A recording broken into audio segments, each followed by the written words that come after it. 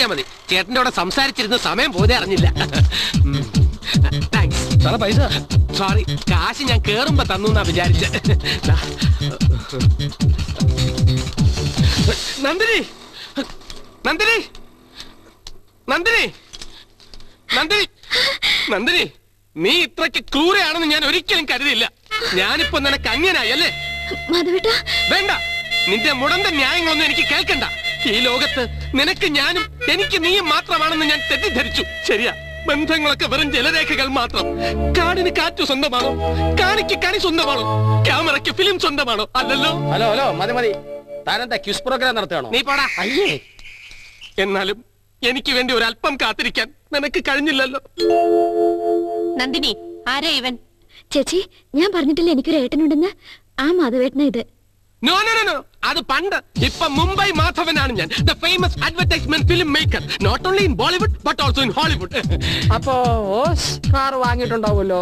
No, കാറെന്നല്ല, ഒന്നും ഞാൻ ഓസിന് വാങ്ങാറില്ല. പിന്നെ അവാർഡ്സിനെ കുറിച്ചാണ് ഉദ്ദേശിച്ചെങ്കിൽ ഓസ്കാർ അല്ല, ഓസ്കർ അവാർഡ്സ്. മാധവേട്ടനെ ഞാൻ എവിടെയൊക്കെ തിരക്കിയെന്നറിയോ?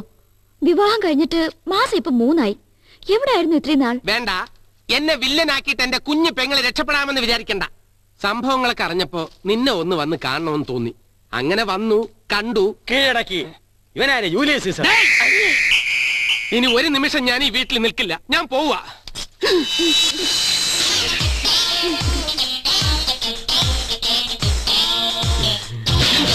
ഇവരൊക്കെ അളിയന്റെ സിസ്റ്റേഴ്സ് ആയിരിക്കും. ഇവരിവിടെ മുകളിൽ വാടകയ്ക്ക് താമസിക്കുന്നവരാ.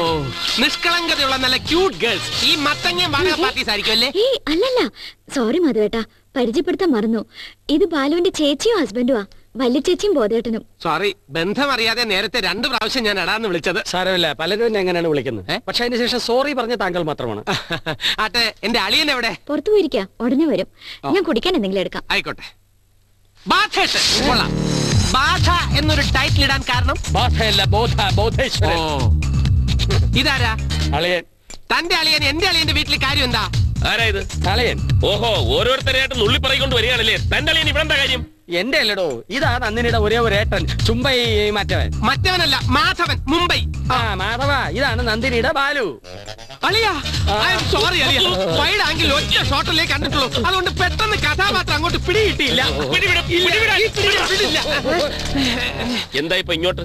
നാളെയുടെ പ്രതീക്ഷ എന്ന് മറ്റുള്ളവർ വിശേഷിപ്പിക്കുന്ന ജീനിയസ് ആയിട്ടുള്ള ഒരു പരസ്യചിത്ര സംവിധായകനാണ് ഞാൻ. ഇത് കണ്ടോ, ഹാൻഡിക്യാം ക്യാമറ. എന്റെ ഒരു പ്രസ്റ്റീജിയസ് പരസ്യചിത്രത്തിന്റെ ഷൂട്ടിംഗ് തുടങ്ങിയിട്ട് 2 വർഷമായി. Mountain brassieres. ഇതിനകം 2 ഷെഡ്യൂൾ കഴിഞ്ഞു. പക്ഷേ എനിക്ക് അങ്ങോട്ട് തൃപ്തിയായിട്ടില്ല. കുറച്ചുകൂടി മോഡൽസിനെ കിട്ടിയാലേ എന്റെ 3ാമത്തെ ഷെഡ്യൂൾ തുടങ്ങാൻ പറ്റൂ. ഒന്ന് ഫ്രീ ആയപ്പോ നിങ്ങളൊക്കെ ഒന്ന് കണ്ടിട്ട് പോകാമെന്ന്. എല്ലാരെയും കണ്ടല്ലോ, ഇനി പൊയ്ക്കോളൂ. അടുത്ത ഷെഡ്യൂൾ തുടങ്ങുന്നത് 5 സ്റ്റാർ ഹോട്ടലിൽ താമസിക്കാനാണ് പ്രൊഡ്യൂസേഴ്സ് പറഞ്ഞിരിക്കുന്നത്. പക്ഷേ അവിടെ ഇത്രയും പ്രകൃതി സൗന്ദര്യമില്ലല്ലോ. മാത്രമല്ല, ഇവിടുന്ന് പോകാനൊട്ട് നന്ദിനി സമ്മതിക്കുന്നില്ല. നന്ദിനി എവിടെ? അടുക്കളയിലുണ്ട്. അവളെ ഇന്ന് ഞാൻ. ഈ വാടക ഗേൾസിന് ഇവിടെ വേറെ റിലേറ്റീവ്സ് ഒന്നും ഇല്ലല്ലോ. Thank you. ബാലു ഭാഗ്യവാനാണ്, ഇത്രയും തൊട്ടിയായ ഒരു അളിയനെ കിട്ടിയത്.